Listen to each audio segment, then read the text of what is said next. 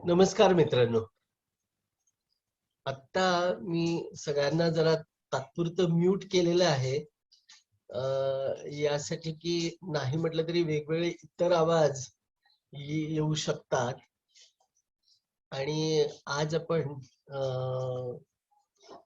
हे जे अभिवाचन महोत्सवासाठी म्हणून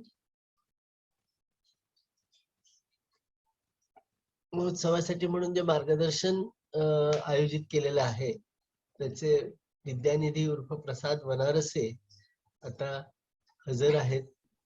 आणि नमस्कार. नमस्कार. अर्थात त्यांची ओळख तसं म्हटलं तर करून द्यायची गरज नाही. रंगगंधाच्या प्लॅटफॉर्मवर अनेकदा म्हणजे सुरुवातीपासूनच ते आहेत. मला फक्त एका वाक्यातच बोलून सांगावंसं वाटतं की ह्या अभिवाचन स्पर्धेला आम्ही सुरुवात करण्याला किंवा त्या बाबतीत प्रेरणा द्यायला आणि सुरू करायला ते कारणीभूत होते. आणि आम्हाला अभिवाचन म्हणजे काय हे त्यांनी शिकवलेलं आहे. आम्ही जेव्हा 1999 साली साधारणपणे ह्या सगळ्या याची सुरुवात झाली तेव्हा रंगगंध हे अधिक जोमानं चाललं पाहिजे. कारण एकांकिका बसवणं, एखाद दुसरीकडे तिसरीकडे नेणं एवढंच त्याचं स्वरूप होतं. पण नाट्य चळवळ म्हणून कशा तऱ्हेनं ह्या सगळ्याची डेव्हलपमेंट करता येईल याविषयी त्यांनी रंगवर्धन नावाची एक संस्था सुरू केली होती त्या काळी. संस्था म्हणायचं नाही, त्याला एक व्यवस्था सुरू केली होती. आणि त्या व्यवस्थेमध्ये आम्ही छान प्रकारे शिकलो अनेक गोष्टी. आणि त्याच्यामधनच अभिवाचन स्पर्धेला आमच्याकडे सुरुवात झाली 18 वर्षापूर्वी. इनिशियली खानदेशचा भाग आम्ही बघितला, मग त्याच्यानंतर वाढत वाढत आता ती जागतिक लेव्हलवर आणि ऑनलाईन लेव्हलवर गेली. अर्थात या बाबतीत सुद्धा त्यांचं बोट धरूनच आम्ही पुढे गेलो. कारण अशा अर्थाने की त्यांनी एकेकाळी आम्हाला ऐकवलं होतं की तुम्ही ठरवायचं असतं की तुमचं काम कुठल्या पातळीवर करायचं. चाळीसगाव पातळीवर करायचं, जिल्हा पातळीवर करायचं, राज्य पातळीवर करायचं आणि की देश पातळीवर की जागतिक पातळीवर. आणि हे त्यांनी म्हटल्यावरती आणि त्यांनी हे स्वतःचं काम आता म्हणजे रंगवर्धन व्यवस्थेच्या पलीकडे जात आयापार ही संस्था सुरू झाली आणि त्याच्या माध्यमातून आज जागतिक लेव्हलचं काही एक नाटकाशी रिलेटेड काम होतं. वेगवेगळ्या भाषेतून होतं. जगभरातले अनेक लोक इथे साधारणपणे नोव्हेंबर महिन्यामध्ये एक हे होतं सगळ्या नाटकांचं एक एकत्रित आठवडाभराचा प्रोग्राम असतो आणि त्यामध्ये जगभरातली नाटकं येतात. आणि त्यांची आयापार ही संस्था सुद्धा जगभरात वेगवेगळ्या ठिकाणी ती नाटकं सादर करते. तर अशा तऱ्हेनं ते जसं हे केलं आम्ही त्यांचं बोट धरलं आणि आता गेल्या 2 वर्षापासून ही अभिवाचन जी स्पर्धा आहे ती जागतिक लेव्हलवर नेऊन पोहोचवली. अर्थात त्याच्यातला महत्वाचा भाग होता की हे जे आहे घेतला वसा काय उतू नको मातू नको, घेतला वसा टाकू नको, असं त्यांनी दिलेला वसा आम्ही आता राखून ठेवलाय. आणि आता हे 19वं वर्ष आहे. मग म्हणून मी त्यांना म्हटलं की आता ह्या वेळेला मार्गदर्शक म्हणून तुम्हीच या. तुमचे म्हणजे त्याला काय म्हणायचं नातशिष्य इथं असतील आता. मला सांगायला मजा वाटते. आमची 2 महिन्याची नात सुद्धा इकडे शेजारी येऊन बसलेली आहे इकडच्या कॉटवर आणि ती शिकायला बघते. तर बघूया आपण काय होतंय. तर याच्या बाबतीतलं अर्थात बेसिक गोष्टी ज्या आहेत त्या तिथपासूनच सुरुवात करायला हवी. महत्वाचं म्हणजे एक आपला जे हे 24 तारखेपर्यंत आपल्याला नाव नोंदणी करायची आहे. त्याच्यासाठी आपली ह्याची लिंक आहे दिलेली गुगल फॉर्मची, त्याच्याप्रमाणे आपण नोंदणी करा. स्क्रिप्ट कसं शोधावं, कशा पद्धतीनं त्याच्या स्क्रिप्टची निवड कशी करावी. आणि एक अतिशय महत्वाचा परत परत प्रश्न येतोय म्हणून की एकट्याने नाही करायचं, आपल्याला समूहानं करायचं. 2 ते 5 व्यक्तींचा सहभाग पाहिजे. त्याला दिग्दर्शक असावा, म्हणजे समोरून ते कसं दिसतंय याचा विचार व्हावा. या सगळ्या गोष्टी आपल्या बेसिक बोलल्या गेलेल्याच आहेत. आणि 26 ते 30 या जानेवारी या दरम्यान आपल्याला रेकॉर्डिंग करून 10 मिनिटाचा व्हिडिओ आपल्याकडे पाठवायचा. तो 10 मिनिटाचा व्हिडिओ पाठवताना तुमच्या स्क्रिप्ट मधला जो बेस्ट पोर्शन आहे तो पाठवा, किंवा 10 मिनिटाचं सुरुवात पाठवा, शेवट पाठवा, किंवा या अर्ध्या तासाचं एकूण संक्षिप्त करून हे करून एक संपादन करून त्याचा 10 मिनिटाचाच पोर्शन करा आणि तसा पाठवा. तसंही चालेल. तो आपल्याला तसा रेकॉर्ड करून म्हणजे आडवा मोबाईल धरून रेकॉर्ड करून पाठवायचा आहे. हे बेसिक आत्ताचं नियमावलीचा भाग आहे. आता बाकी गोष्टी ज्या आहेत आपण आता एक एक एक करून सुरुवात करूया. सुरुवातीला प्रसाद बनारसे काही एक गोष्टी सांगतील, बोलतील, ते खरं आहे. पण प्रश्न महत्वाचा हा आहे की तुमच्या मनात कुठलेही प्रश्न राहायला नको.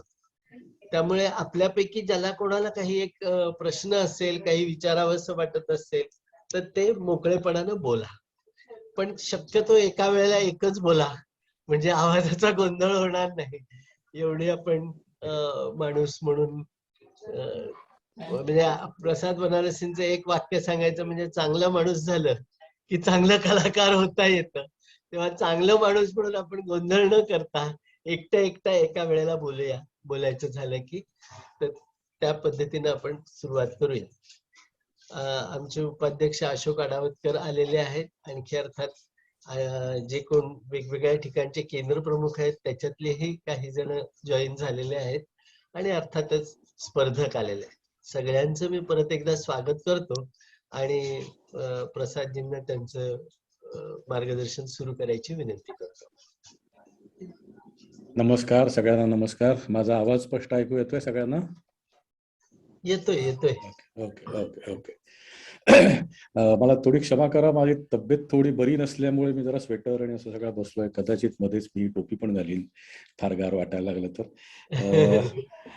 सुरुवातीला काही गोष्टी मी बोलेन ज्याच्याविषयी मला काही स्टेटमेंट्स करावीशी वाटतात, विधान करावं असं वाटतं, आणि त्यानंतर आपण जास्त गप्पा मारूया. तुमच्या मनामध्ये जे काही साहित्य अभिवाचन अशा अनुषंगाने जे काही प्रश्न असतील, काही विचार असतील, तर जर काही गोष्टी तपासून बघाव्याशा वाटत असतील तर अशा गोष्टी आपण एक एक करून त्याच्यानंतर बघूया.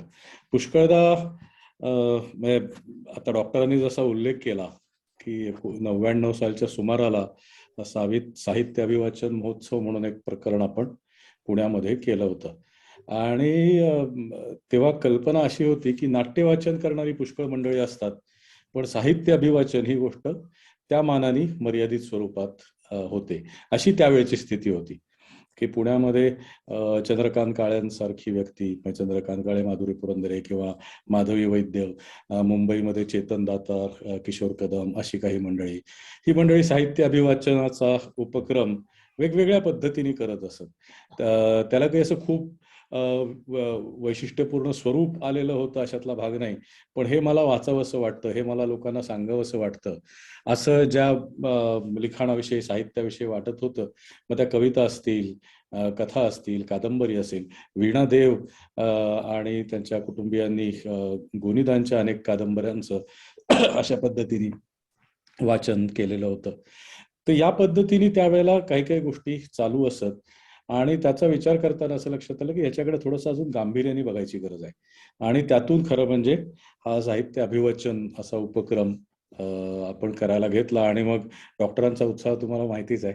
आम्ही असं ठरवलं होतं की तो एकदा पुण्यात घ्यायचा आणि मग बघूया काय होतं. तर बघूया काय होतं याचं उत्तर असं होतं की डॉक्टर म्हणाले की पुढच्या वर्षीपासून मी घेणार आणि मी 40 गावात घेणार. So sed okay, fantastic. आणि तेव्हापासून ही अविरतपणे गेली 19-20 वर्ष हा उपक्रम 40 गावांमधून चालू आहे आणि अतिशय ती आनंदाची गोष्ट आहे. साहित्य अभिवाचन असं म्हटल्यानंतर पहिला जो प्रश्न मनात येतो अनेकदा तो असा की मी काय निवडू, काय वाचू. कारण साहित्य असं म्हटल्यानंतर त्याचा कॅनव्हास खूप मोठा होऊन जातो, त्याचा आवाका खूप मोठा होऊन जातो. म्हणजे मराठी साहित्य असं म्हटलं तर मग कादंबरी, कथा, कविता, वेगवेगळ्या गोष्टी आहेत. कदाचित मी कविता ही गोष्ट तुर्तास बाजूला ठेवायची ठरवली तरी सुद्धा म्हणजे मी 1920 मधलं काही वाचू का, 1950 मधलं वाचू का, 1980चं वाचू का, आता 21व्या शतकातलं काही वाचू. हा एक महत्वाचा प्रश्न सातत्याने समोर येत असतो. ह्याचं माझ्यासाठी मी काढलेलं उत्तर असं आहे की जे काही मला वाचावंसं वाटतं ते मुळात मला खूप आवडलेलं असलं पाहिजे. मला त्याच्याविषयी कन्व्हिक्शन पाहिजे की हे उत्तम आहे आणि हे वाचून मला अतिशय आनंद मिळालाय आणि तोच आनंद इतरांना मिळावा अशी माझी इच्छा आहे. तेच इतरांनी सुद्धा ऐकावं आणि त्याचा अनुभव घ्यावा, आनंद घ्यावा, हे मुळात मला वाटतंय का? काही वेळेला असं होतं की आपण आता नाटकाच्या बाबतीत अनेकदा असं होतं की राज्यनाट्य स्पर्धेत सुद्धा आपण हे अनेकदा पाहिलेलं आहे की काही नाटकं आपल्याला सर्व केंद्रांवरती सर्व वर्ष दिसत असतात. की रायगडाला जेव्हा जाग येते, शेवंता जित्ती हाय, या प्रकारची काही नाटकं अशी आहेत की जी आपल्याला दरवर्षी सगळ्या कुठल्या ना कुठल्या केंद्रांमध्ये ती सारखी दिसत असतात. याचा अर्थ ती नाटकं उत्तम आहेतच, पण मी ते का करतो ह्याचा विचार मी केला आहे का? साहित्य अभिवाचनासाठी मी जर एखादी कादंबरी निवडणार असेल, एखादी कथा निवडणार असेल, तर ती मी का निवडली आहे ह्याचं उत्तर मला माझ्यासाठी शोधायला पाहिजे. आणि मी जेव्हा असं म्हणतो की मला आवडली, तर मला ते आर्टिक्युलेट करता आलं पाहिजे की मला आवडली म्हणजे नक्की काय झालंय. पुष्कळदा ना आपण कलावंत मंडळी या आर्टिक्युलेशनला घाबरतो किंवा त्याच्यापासून लांब पळतो की ते मला आवडली, आता अजून काय सांगणार मी, आता आवडली. ते एका पातळीपर्यंत बरोबर आहे, पण का आवडलं बुवा मला हे, याच्यातलं नक्की कुठल्या गोष्टींनी मला भुरळ घातली आहे, त्याच्यातली भाषा मला आवडली आहे, त्या कथेचं स्ट्रक्चर मला आवडलेलं आहे, त्या कथेतली पात्र जी आहेत त्यांचं वागणं माणूस म्हणून ती जशी समोर येतात ते मला आवडलेलं आहे, हे सगळं मला आवडलेलं आहे. काय ते मला आर्टिक्युलेट करता आलं पाहिजे. कारण ते जर मला आर्टिक्युलेट करता आलं तर ते वाचताना मला फोकस कशावरती करायचा आहे, भर कशावरती द्यायचा आहे, हे ठरवायला मला त्याचा उपयोग होऊ शकतो. किंवा एखाद्या समजा दिवा मुकाशींची एखादी गोष्ट आहे आणि त्यातल्या पात्रांचा परस्पर संबंध हा ज्या पद्धतीने फुलत जातो तो मला अतिशय इंटरेस्टिंग वाटतो, तो मला खूप अगदी प्रेमळ वाटतो असं जर मला वाटत असेल किंवा तो भावतो असं मला वाटत असेल, तर मला बघायला पाहिजे की काय घडतंय, कशामुळे हे होतं, आणि मग त्या पात्रांना जिवंत करण्यासाठी मला काय करता येऊ शकेल, ज्या योगे त्यांच्यातलं आपापसातलं नातं ज्यांनी मला भुरळ घातली आहे ते मला लोकांच्या पर्यंत कम्युनिकेट करता येऊ शकेल, ते मला लोकांच्या पर्यंत पोहोचवता येऊ शकेल. आता याच्यामध्ये आपण थोडं जर मागे गेलं तर आपल्या असंही लक्षात येतं की कुठलंही गद्य, कुठलंही टेक्स्ट असं म्हटलं की कदाचित तुमच्यापैकी काही जणांना माहिती असेल की त्याचे साधारणपणे आपण 3 प्रकार आपल्याला दिसतात. आणि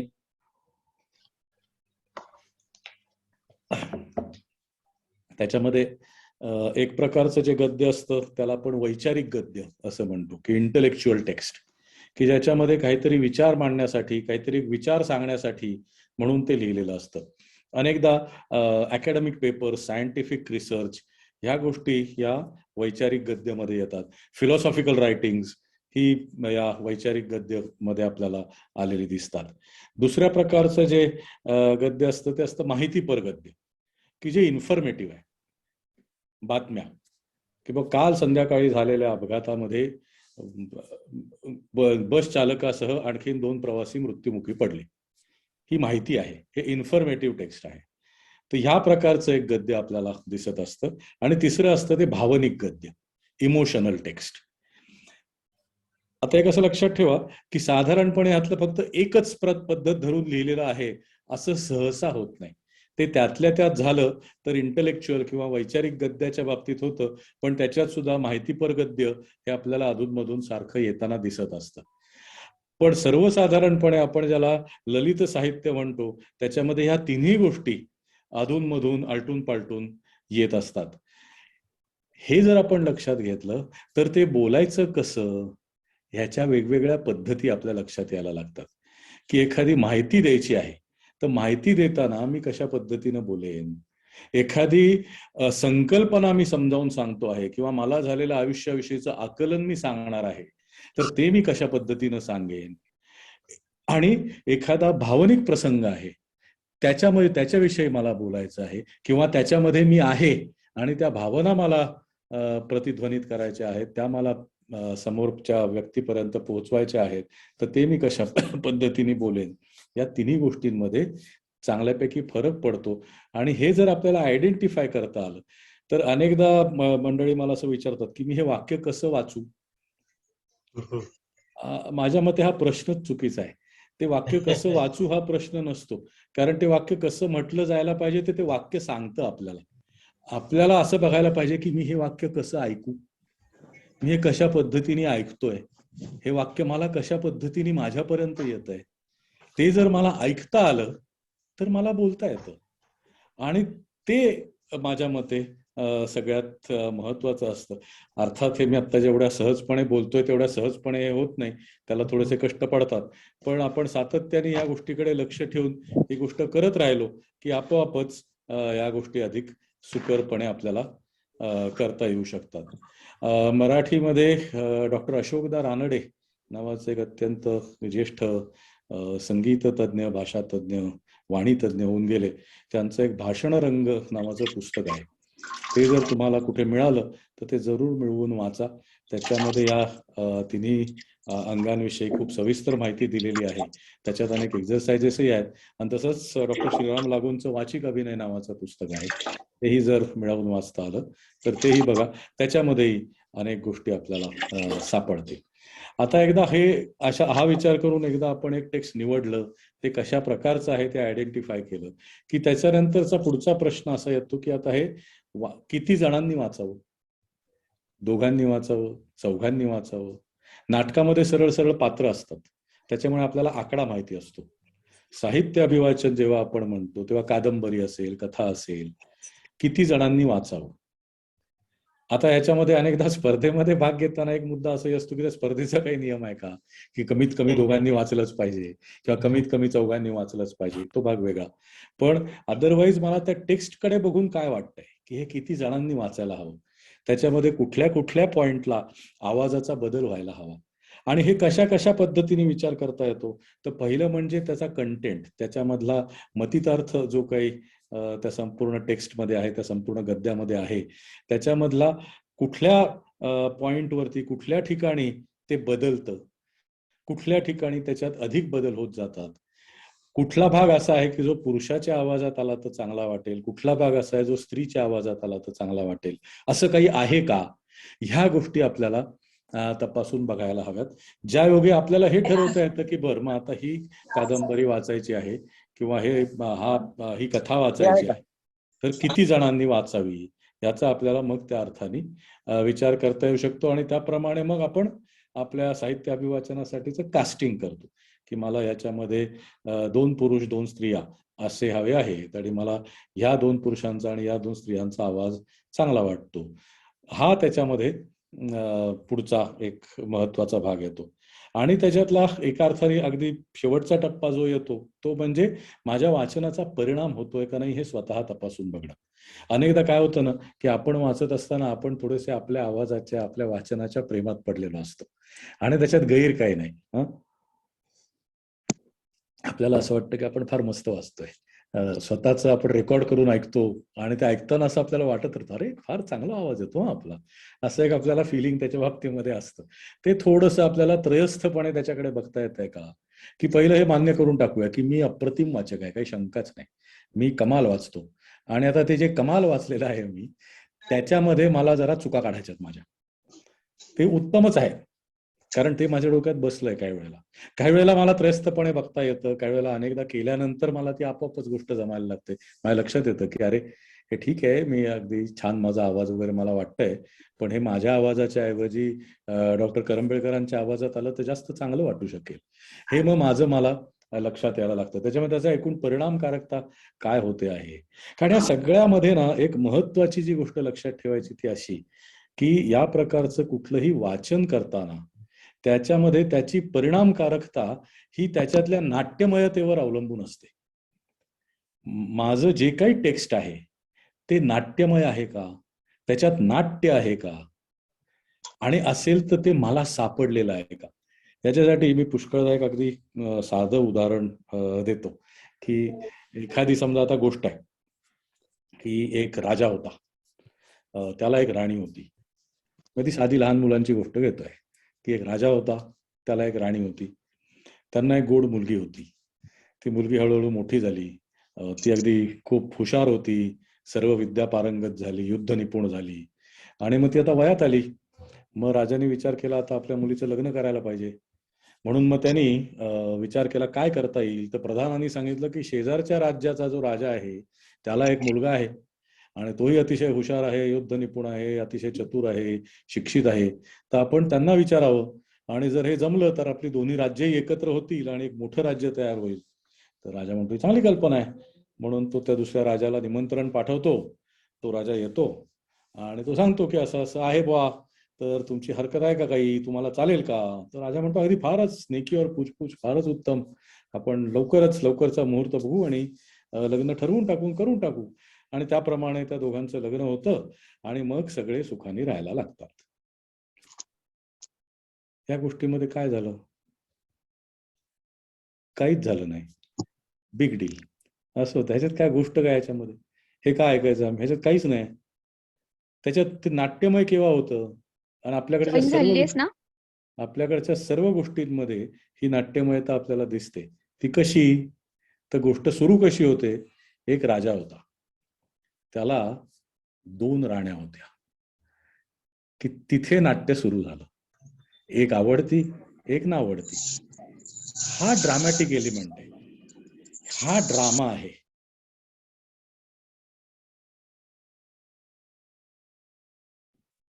आणि कुठल्याही साहित्यामध्ये हे नाट्य आपल्याला शोधून काढता आलं पाहिजे. आणि ते शोधून काढण्याचं अगदी साधं तत्व असं लक्षात ठेवायचं की नाट्य केव्हा निर्माण होतं, की कुणीतरी म्हणतंय हो आणि कुणीतरी म्हणतंय नाही. हे झालं की नाट्य निर्माण होतं. तो तिला म्हणाला आपण कॉफी पिऊया. ती म्हणाली चल की. दोघं गेले. नाट्य नाही याच्यात. तो तिला म्हणाला आपण कॉफी पिऊया. ती म्हणली मी कॉफी घेत नाही. तो म्हणाला मग चहा. ती म्हणली मी चहा पण घेत नाही. मग आपण नुसतेच फिरायला जाऊ का. ती म्हणली नाही मी परक्या माणसाबरोबर कुठे जात नाही. त्याच्यात काहीतरी एक नाट्य घडण्याची शक्यता निर्माण होते की तो हो म्हणणाऱ्याला अजून कष्ट आहेत आणि नाही म्हणणारा आपली ढाल घेऊन उभा आहे. या पद्धतीने आपण कुठलंही साहित्य प्रकार आपण जर काढून पाहिला, कुठलाही कथा म्हणा, कादंबरी म्हणा, नाटक म्हणा, नाट्यछटा म्हणा, त्याच्यामध्ये आपल्याला कॉन्स्टंटली हा ज्याला येस नो कॉन्फ्लिक्ट म्हणतात तो आपल्याला नेहमी दिसत राहतो. तो जर आपल्याला आयडेंटिफाय करता आला तर मग कथा कुठलीही असो, नाटक कुठलंही असो, गोष्ट कुठलीही असो, कादंबरी असो, त्याच्यातला मला एडिट करून छोटा भाग घ्यायचा आहे असं जरी असलं तरी मग मला लक्षात येतं की मला हा ड्रामॅटिक एलिमेंट कुठे आहे तो शोधायचा आहे आणि तो भाग घ्यायचा आहे. अशा पद्धतीने एक जनरल जर साहित्य अभिवाचनाविषयी काय बेसिक विचार असावा असं म्हटलं तर ह्या काही गोष्टी माझ्या मनात येतात. आता मी बऱ्यापैकी बडबड केली आहे, तेव्हा आपण आता मी थोडं थांबतो आणि आता कोणाला काही प्रश्न असतील किंवा मनात काही शंका निर्माण झाल्या असतील किंवा मी जे बोललोय त्याच्याविषयी काही प्रश्न पडले असतील तर जरूर विचारा.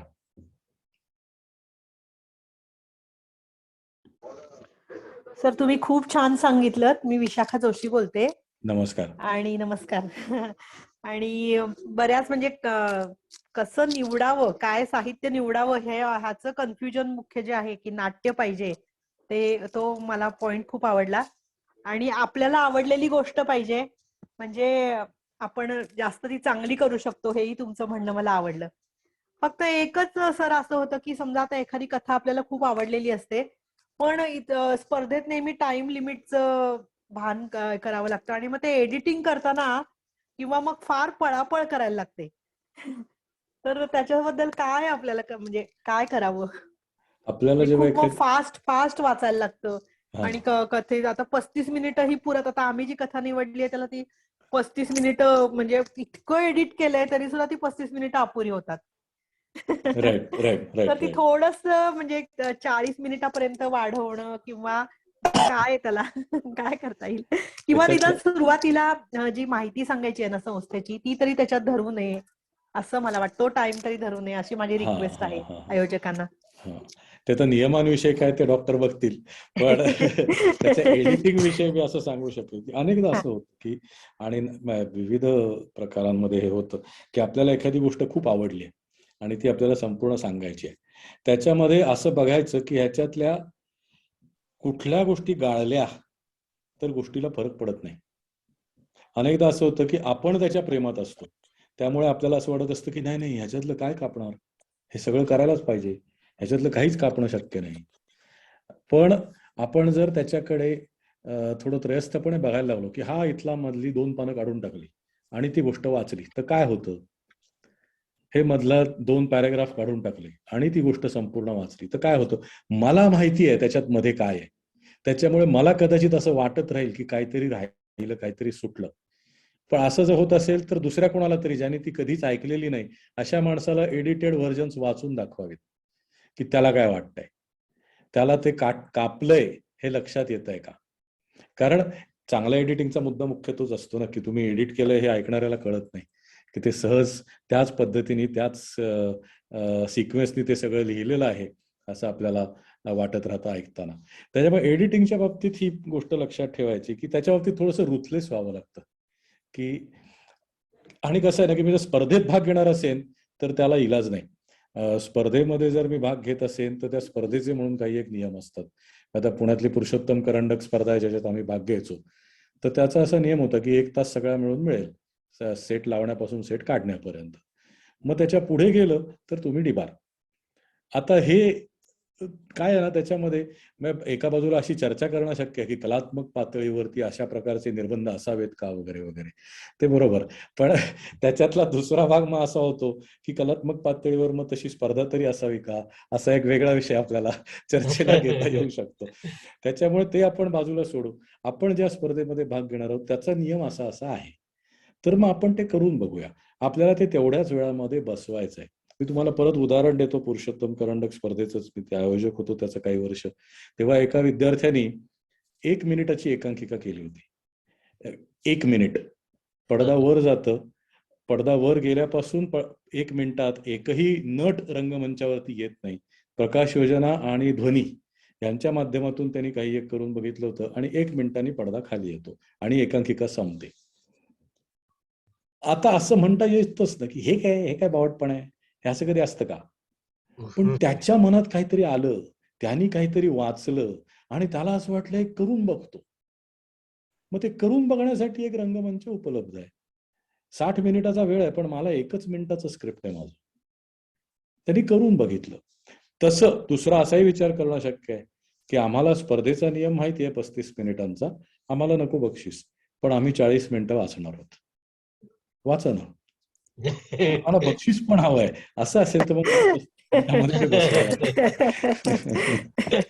म्हणजे मला असं वाटायचं की मी जे वाचणार आहे ते नीट करण्यासाठी 40 मिनिटाला 40 पर्याय नाही, मिनिटं. तर मी 40 मिनिटं वाचतो, नाही मिळणार मला बक्षीस, वाचण्याचा आनंद मिळेल मला.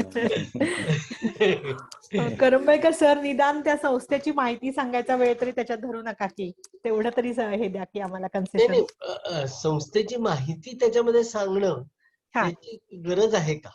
म्हणजे सुरुवातीला निदान कथेचं नाव किंवा लेखक आणि कथेत भाग घेणारे कलाकार हे जरी एक, तर त्याला जवळजवळ अर्धा 1 मिनिट जातो ना, तो तरी त्याच्यात धरू नका असं. पण तुम्ही 5 मिनिटं वाढवून मागताय.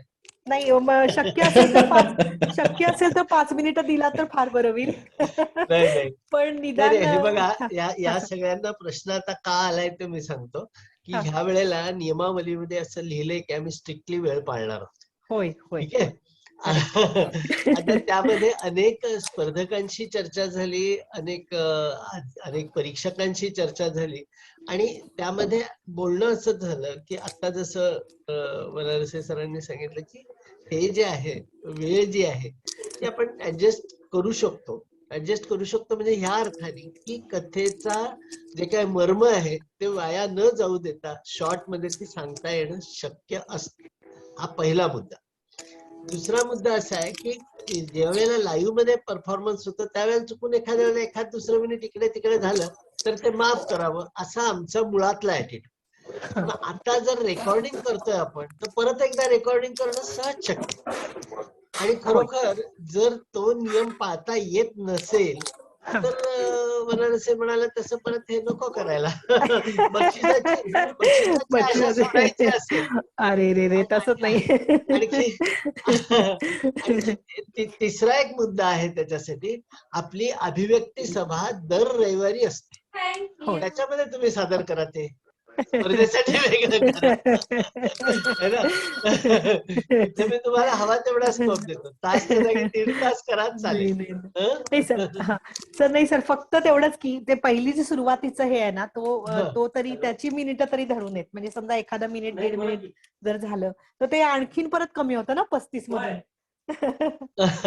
मी तुम्हाला एक सजेस्ट करू का? हा तुम्ही एक सर. काम करा, तुमचं जी गोष्ट आहे त्याच्यात हा खरोखरच मी सर. म्हटलं तसं एक करून बघा, हा की सर. त्याच्यातले कुठला भाग असा आहे की जो नाही बोलला तरी चालणार आहे, कुठला भाग असा की ज्याच्यात तुम्ही प्रेमात आहात हो पण खरं हो म्हणजे नाही बोलला तरी चालू शकेल. हो हो हो. करून बघा.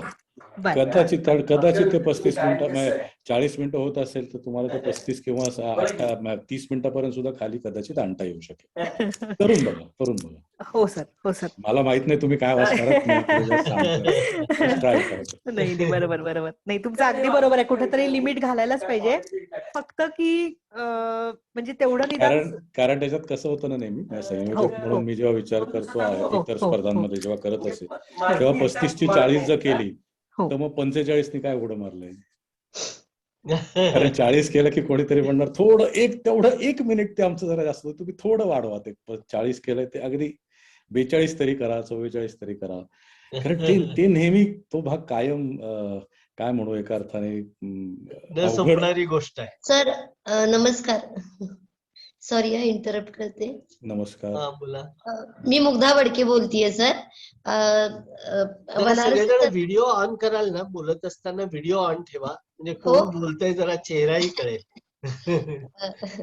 ऍक्च्युली मला मगाशी बनारसे सरांनी 2 पुस्तकांची नावं सांगितली होती, डॉक्टर लागूंचं आणि अजून एक त्याच्या आधीचं. तर त्या पुस्तकांच्या विषयी जर सांगितलं तर फार बरं होईल, म्हणजे नावं पुन्हा एकदा. आणि त्याच्या म्हणजे त्या पद्धतीने आम्ही कारण मी शिक्षिका आहे, तर माझं असं हे होतं की मी तर शिकण्याच्याच प्रोसेसमध्ये, मी स्वतः शिकते ह्या सगळ्या गोष्टी. आणि माझा जास्तीत जास्त प्रयत्न असतो की माझ्या मुलांपर्यंत ह्या सगळ्या गोष्टी पोचाव्यात, असं एक माझा प्रयत्न मी करण्याचं हे करते. तर मग कशा प्रकारे मी जाऊ ह्या सगळ्या गोष्टींमध्ये? डॉक्टर श्रीराम लागूंचं जे पुस्तक आहे त्याचं नाव आहे वाचिक अभिनय. मी जर चुकत नसेल तर राजहंस प्रकाशनचं ते पुस्तक आहे, पण मला खात्री नाही, पण बहुतेक ते राजहंसचं पुस्तक आहे. त्याच्यामध्ये डॉक्टरांनी त्यांचा स्वतःचा आवाज या विषयावरती खूपच अभ्यास आणि काम होतं. त्या सगळ्याचा एक अर्थाने परिपाक आपल्याला त्या पुस्तकामध्ये बघायला मिळतो. त्याच्यामध्येही त्यांनी अनेक एक्सरसाइजेस दिलेले आहेत, काही नियमित करण्यासाठीचे पण अभ्यास त्याच्यामध्ये दिलेले आहेत. तर ते वाचून बघायला हरकत नाही. तुमच्या विद्यार्थ्यांनाही त्याचा निश्चितपणे खूप उपयोग होऊ शकेल. दुसरं जे पुस्तक मी सांगितलं ते डॉक्टर अशोक दा रानडे यांचं भाषण रंग नावाचं पुस्तक आहे. ते जरा मोठं पुस्तक आहे. त्याचा तुम्ही अभ्यास करून मुलांना सांगणं हे जास्त बरं पडेल मुलांना ते वाचायला देण्यापेक्षा. अगदी ते थोडंसं काही ठिकाणी ते थोडं अवघड वाटू शकतं, किंवा त्यांनी ते काय म्हणू त्याच्यामध्ये वैचारिक गद्य हा भाग जास्त आहे. त्याचं आकलन करून घेऊन मग त्याचा वापर करता यायला हवा. तर ते अतिशय उपयोगी ठरणारं असं ते पुस्तक आहे. Okay thank you sir. आणि कुणाला काही? नमस्कार सर. नमस्कार. मी मधुवंती हसबनीस बोलते. नमस्कार. आम्ही जे वैचारिक गद्य करणार आहोत सादर, त्याच्यामध्ये त्या गद्याला अनुषंगिक असं एखादं पद्य, कविता किंवा गीत, भावगीत आपण म्हणतो, असं काही त्याच्यात आलं तर या स्पर्धेच्या नियमात ते बसतं का किंवा नाही बसत? असं दोन्हीचंही काही असेल ते उत्तर दिलं तर मग सोपं होईल आमचं काम थोडं. नाही येऊ शकतं ना, त्याच्यात काहीच अडचण नाहीये. फक्त तुम्ही गाणं म्हणण्याची गरज आहे असं नाही. तुम्ही ते अभिवाचन म्हणून त्या कवितेचं करावं, गाण्याचं. गाणं म्हटलं तरी चालणार आहे, आम्हाला काही त्याची अडचण नाही. फक्त एवढंच की संगीताला वेगळे मार्क नाहीत. संगीताचं त्याच्यामध्ये आपण हे धरणार नाही आहोत काही. म्हणजे इव्हन पार्श्वसंगीत वगैरे जे काही तुम्ही वापरताय ते त्याचा एकूण परिणाम वाढायला जो काही उपयोग होईल ती गोष्ट निराळी, पण त्याच्यामध्ये त्याला बरोबर. मार्क नाही आहेत वेगळे. किंवा मग अच्छा. एका ग्रुपनी म्युझिक वापरलं, एकाने नाही वापरलं आणि म्युझिक वापरलं म्हणून यांना अधिक मार्क मिळाले असं नाही होणार. वाचिक अभिनय हा सगळ्यात टॉपवर महत्वाचा आहे. तो तुमचा कसा आहे त्याचा कस आम्ही बघणार आहोत. अच्छा, ओके, थँक्यू. आणि 35 मिनिटात 30 मिनिटं गाणं नको. नाही नाही सर, फक्त त्या अनुषंगाने काही आलं म्हणजे आम्ही आता ते लिहितोय त्याच्यामध्ये आलं तर मग थोडस जरा ते म्हणजे स्पर्धेत त्यांच्यासाठी ते बाद व्हायला नको म्हणून फक्त कुठे. हो हो हो. आणि ते जे आपल्याला त्यामुळे ते जर रंजकही करता आलं तर चांगली गोष्ट आहे ना, करायला पाहिजे.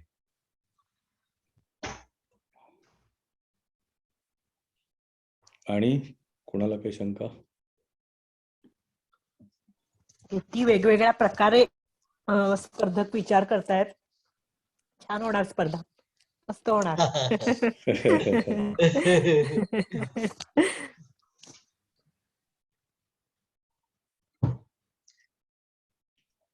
मला असं वाटतं की आता हे जे व्हिडिओनी प्रेझेंटेशन पाठवायचं आहे ते पाठवताना सुद्धा काय कशा तऱ्हेने विचार करावा, कारण लोक जे आहेत त्यांना असं वाटतं की आपल्या समोर कुणी नाहीये, पण समोर कुणी आहे असा आभास निर्माण करण्यासाठी रेकॉर्डिंग करताना कशी काळजी घ्यावी मला वाटतं याच्याबद्दल.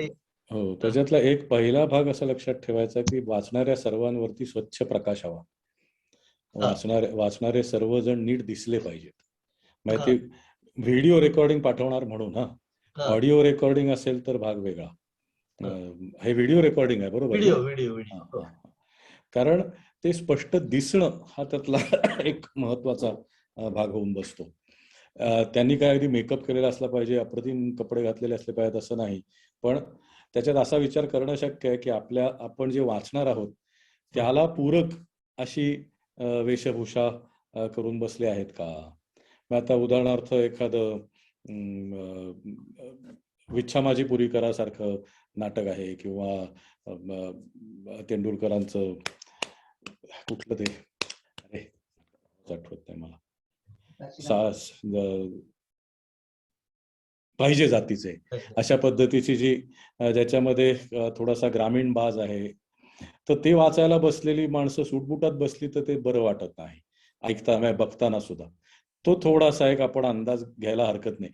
त्याचा काही मार्कांशी संबंध आहे का? काही नाही, पण ऐकणाऱ्याला आपण आपल्या बरोबर घेऊन जायला त्यांनी मदत करतो, आपल्या बरोबर यायला आपण त्याला थोडीशी मदत करतो, कारण आपण दिसतोय. आपण दिसत नसलो तर प्रश्न मिटतो. आकाशवाणीवर बसून वाचणाऱ्या माणसांनी काही केलं तर फरक पडत नाही, पण तुम्ही जर त्याचा व्हिडिओ करणार असाल तर तुम्ही जे वाचणार आहात त्याच्याशी काहीतरी साधर्म्य असणारे जर मी कपडे घातलेले असले, मी तसा दिसत असलो, तर त्याचा एक ओव्हरऑल परिणाम ऐकणाऱ्यावरती बघणाऱ्यावरती होत असतो. याचा अर्थ अगदी मेकअप करून बसलं पाहिजे असं अजिबात नाही, म्हणजे नाटक करायला बसल्यासारखं केलं पाहिजे असं अजिबात नाही, पण तसंही करता येऊ शकतं हे लक्षात ठेवा. मी आता तुम्हाला एक उदाहरण देतो. बऱ्याच वर्षांपूर्वी कलापिनी म्हणून जी तळेगावची संस्था आहे त्यांनी हिमालयाची सावली नावाचं नाटक ते वाचत असत आणि त्या नाटकामध्ये जी काही पात्र होती ती सर्व पात्र महर्षी कर्वे आणि त्यांच्या कालानुरूप कपडे घालून त्या अनुरूप रंगभूषा करून ती मंडळी ते नाटक वाचायला बसत असत आणि त्याच्यामुळे त्याचा एक वेगळा परिणाम व्हायचा. ते वाचायचेच पण त्याचा एक वेगळा परिणाम ऐकणाऱ्यांवरती बघणाऱ्यांवरती होत असे. दुसरा एक महत्वाचा भाग म्हणजे आपण कॅमेरा ठेवणार कुठे, कॅमेरा आपण ठेवतो कुठे. अनेकदा असं होतं की आता मी थोडंसं दाखवतो की मोबाईल आहे त्याच्यामुळे काही वेळेला तो असा खाली ठेवलेला असतो कुठंतरी आणि मी असा काहीतरी मी त्याच्यामध्ये दिसतो, किंवा काही वेळेला तो असा कुठेतरी वर असतो आणि मी असा वाचत असतो. आता माझं डोकं बघणे याच्यामध्ये कुणालाच काही इंटरेस्ट नसतो, त्याच्यामुळे ती एक काळजी घ्यायला पाहिजे की आपण जे दाखवतो आहोत ते काय दाखवतो आहोत. आणि सगळेजण समोर बसलेले दिसतायत ना, आपण ही अभिवाचनच स्पर्धा आहे, ही पाठांतराची स्पर्धा नाही. पण ते वाचन करत असताना मधून मधून आपण समोरच्या कॅमेराचा कॉग्निजन्स घेतो का? मग आता कसं होतं की ह्या चौकटीमध्ये बोलताना पुष्कळदा करंबेळकरांचा कॅमेरा चालू आहे, त्याच्यामुळे पुष्कळदा मी त्यांच्याकडे बघून बोलतो. पण त्यांच्याकडे बघून बोलता बोलता मध्ये मध्ये मी इकडे बघतो, कारण इकडे बघितलं की मी कॅमेराकडे बघणार आहे. हे अधूनमधून मला करत राहायला पाहिजे की मी जर खाली बघून वाचत असेल तर मध्येच एखादं वाक्य संपवताना मी तिकडे बघतो का? कारण त्याच्यामुळे काय होतं ना, ऐकणाऱ्याला आणि बघणाऱ्याला असं वाटतं की हे माझ्यासाठी चालू आहे, हे त्यांचं चालू नाहीये, हे माझ्यासाठी चालू आहे. साहित्य अभिवाचनाच्या बाबतीत काय किंवा नाट्य वाचनाच्या बाबतीत काय, ही महत्वाची एक गोष्ट आहे. आणि ते तुम्ही रेकॉर्ड करा किंवा प्रत्यक्ष स्टेजवरती बसून करा, हॉलमध्ये बसून करा, ह्या गोष्टी कायमच लक्षात ठेवायला पाहिजे की आपण सर्वजण नीट व्हिजिबल आहोत ना, आपण ऐकणाऱ्यांना आपल्या बरोबर घेतो आहोत का नाही, आपल्या बरोबर त्यांना घेऊन जाणं ही आपली जबाबदारी आहे. मग ते असं करून चालणार नाही, आम्ही वाचलं, तुम्हाला नाही कळलं, तुमचा प्रॉब्लेम आहे. म्हणू शकतात बरं आमचा प्रॉब्लेम आहे त्यामुळे तुम्हाला बक्षीस नाही, असं येऊ शकतं. किंवा सामान्य प्रेक्षक असतो म्हणतो हो बरोबर आमचा प्रॉब्लेम आहे, पुढल्या वेळेला आम्ही येणार नाही. तसं आपल्याला जर व्हायला नको असेल तर आपल्याला त्याची जबाबदारी घ्यायला पाहिजे की ज्या योगे ते अधिक चांगलं कसं दिसू शकेल. परत त्याच्यामध्ये काही नेपथ्य करायचंय, प्रकाश योजना करायची आहे, असा काही मुद्दा नाही. पण छोट्या छोट्या गोष्टींनी सुद्धा आपल्याला करता येतं की आता एखाद्या वेळेला काहीतरी फाईलचा संदर्भ आहे तर माझ्या स्क्रिप्टचीच फाईल फक्त उचलून आपटली खाली, बारीक गोष्ट असते ती, बारीक गोष्ट असते, त्याच्यामुळे काही भयंकर आपण अभिनय करायला घेत नाही. एखादी अशी गोष्ट की ज्यावेळी समोरच्याला आपल्या बरोबर यायला मदत होईल, तेवढंच. उभं राहून अभिनय करायचा नाही आपल्याला, आपल्याला वाचायचंय, आपलं लक्ष सगळं वाचिक अभिनयावरती असायला हवं, ते महत्वाचं आहे. त्याला पूरक अशा ज्या गोष्टी वाटतील व्हिज्युअली त्या करायला काहीच हरकत नाही. सर नमस्कार, मी अभिजित देशपांडे बोलतो बेळगावहून. एक नमस्कार. प्रश्न मी विचारू का? नमस्कार. बोला. हॅलो. हा, माझा असा प्रश्न होता, डॉक्टरांनाच होता की ऑडिओ क्वालिटी बद्दल मला बोलायचं होतं की समजा आपण मोबाईल मधून रेकॉर्ड केला व्हिडिओ आणि किंवा झूम रेकॉर्डरनी जर आपण अभिवाचन आपलं रेकॉर्ड केलं तर त्या दोन्ही ऑडिओ क्वालिटीचा प्रभाव परीक्षकांवर पडतो का? म्हणजे हा आवाज झूम माईक मधून रेकॉर्ड केल्यामुळे मला चांगला ऐकू येतंय किंवा मोबाईल मध्ये डिस्टर्ब असल्यामुळे मला व्यवस्थित ऐकू येत नाही, ह्याचा मार्कांवर फरक पडतो का? म्हणजे परीक्षकांचा असा मला एक प्रश्न होता. डॉक्टर मध्ये बोलू का मी 1 मिनिट? हा, बोला बोला बोला. परीक्षकांवर परिणाम होतो का नाही ते सांगतील, पण तुम्ही असा विचार करा की तुम्हाला कुठला ऐकायला आवडेल? Zoom mic. कुठलं जे स्पष्ट स्वच्छ ऐकूया. परीक्षक असोत अगर नसोत, आपण जे बोलतो आहोत ते समोरच्याला स्वच्छ आणि स्पष्ट कळणे ही आपली जबाबदारी आहे. मग माझ्या फोनचा माईक चांगला नसेल तर मला दुसरा फोन मिळवायला पाहिजे. परीक्षक जाऊ देत. आणि तेच तर स्पर्धा जी आहे ती वाचिक अभिनयाची, त्याच्यामध्ये दृश्य म्हणजे ज्याला काय म्हणायचं, दिसायला बरं दिसावं हे बघायचंय, पण त्यासाठी म्हटलं तसं नेपथ्य, प्रकाश योजना, अमके डमके हे जे पूरक गोष्टी नाटकामध्ये येतात त्या सगळ्या आणल्याच पाहिजेत असं कंपल्सरी नाही. आम्हाला मजा आली पाहिजे आणि ती वाचिक अभिनयाची असली पाहिजे. आणि तुम्हालाही मजा आली पाहिजे. हो, मलाही मजा आली पाहिजे. कोणीतरी हात वर केला. तुम्ही आता जो एक मुद्दा सांगितला की कॅमेराकडे पाहून थोडे आधीमध्ये बघितलं पाहिजे आणि मग वाचलं पाहिजे, तर हे या ऑनलाईन स्पर्धेसाठी म्हणून एक आम्ही हे करतो.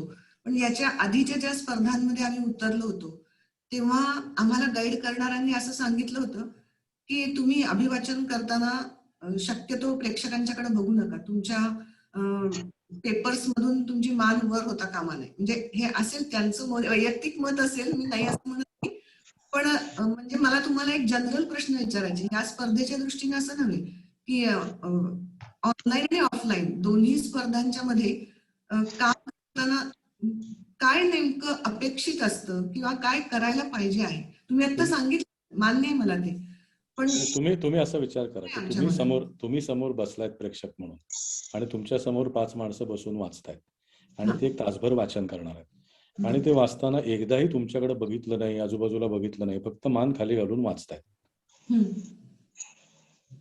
तुम्हाला ते आवडेल का? ते मधून मधून तुमच्याकडे बघतायत, एकमेकांच्याकडे बघतायत, एकमेकांच्याकडे बघतायत, एकमेकांचा कॉग्निझन्स घेतायत, हे आवडेल? मला दुसरी गोष्ट जास्त आवडेल. मग तसं करायचं. आणि बघा तुम्ही म्हणलात तसं की तसे व्यक्तिगत चॉईसेस असू शकतात सगळ्यांचे. एखादा माणूस तरी होतो काय की नाही त्याच्या नाही मागे मान वर करता कामा नये, असं एखाद्याला काय त्याला तसं आवडत असेल, त्याच्याविषयी मी चॅलेंज करण्याचं काही कारण नाही. पण मला स्वतःला असं वाटतं की त्याच्यापेक्षा माणसातली गंमत दिसली तर ते बघायला जास्त मजा येते. बरं. पण म्हणजे त्यांनी असं सांगितलं होतं की आपण आकाशवाणीवर श्रुतिका ऐकतो किंवा एखादा काही कार्यक्रम ऐकतो तेव्हा आपल्याला ती कुठे लोक दिसत असतात, त्यांचं बोलणंच तर आपल्यापर्यंत पोहोचत असतं. मग तुम्ही पण तशाच पद्धतीनं, म्हणजे त्याच्या मागचं कारण त्यांनी हे सांगितलेलं मग होतं. तुम्ही आकाशवाणीवर वाचा असं माझं म्हणणं आहे. मग समोर बसून कशाला वाचायचं? समोर बसून वाचलं ह्याच्यात एक घडतं ना काहीतरी. हो, एका हो. स्पेस मध्ये वाचणारी माणसं आहेत, ऐकणारी माणसं हां, आहेत, हां. राईट. इव्हन आकाशवाणीवरती आता सध्याची स्थिती मला काय माहिती नाही, पण पूर्वी बालोद्यान नावाचा कार्यक्रम होत असे रविवारी सकाळी हो, हो, लहान हो. मुलांसाठी. हो. तो दर रविवारी सकाळी परफॉर्म केला जायचा आकाशवाणीच्या ऑडिटोरियम मध्ये. अरे वा. आकाशवाणीच्या ऑडिटोरियम मध्ये मुले उभे राहून नाटक करीत असत, समोर प्रेक्षक बसलेले असत आणि त्याचं लाईव्ह ब्रॉडकास्ट होत असे. मी तशी नाटकं केली आहेत लहान असताना. लहानपणी आकाशवाणीवरती केलेलं आहे हे. आणि आमचा परफॉर्मन्स झाला होता प्रॉपर मंचावरती, डासांचं काहीतरी आम्ही केलं होतं, तशा प्रकारचे ड्रेस घालून आम्ही केलेलं. मला आठवलं एकदम. करेक्ट. त्याच्यामुळे जेव्हा तुम्ही एका स्पेस मध्ये वाचक आणि प्रेक्षक यांना आणता तेव्हा त्याचं डायनॅमिक बदलतं आणि ते बदललेलं जे आहे ना त्याचं आपण भान ठेवायला पाहिजे. एका मॅडमनी हात वर केलाय, विवो 1907 असं त्याच्यावरती मला दिसतंय, त्यांचं नाव मला कळत नाही. कांचन शेठ. नमस्कार. मी कांचन शेठ. नमस्कार. महाडून आहे मी. जेव्हा आपण ही एखादी कथा किंवा नाट्यछटा काही निवडतो तर ती त्या लेखकांची, लेखिकेची काही परवानगी घ्यावी लागते का अभिवाचनाकरता? हो, घ्यावी. जेव्हा आपण दुसऱ्याचं काहीही कलात्मक अभिव्यक्तीसाठी वापरणार असू, ते कुठल्याही पद्धतीचं असो, परवानगी घेणं हे केव्हाही श्रेयस्कर. त्याही माणसाला आनंद होतो ना. बरोबर. आणि अजून एक प्रश्न होता. आपण जेव्हा ते स्क्रिप्ट एडिट करतो तेव्हा स्क्रिप्ट एडिट करताना काही भाषा बदलली तर काही ऑब्जेक्शन असतं का त्यांचं? म्हणजे आता बातम्या देताना जे देतात, करावं, घ्यावं, यावं वगैरे असं आपण वाचतो ना. बरोबर.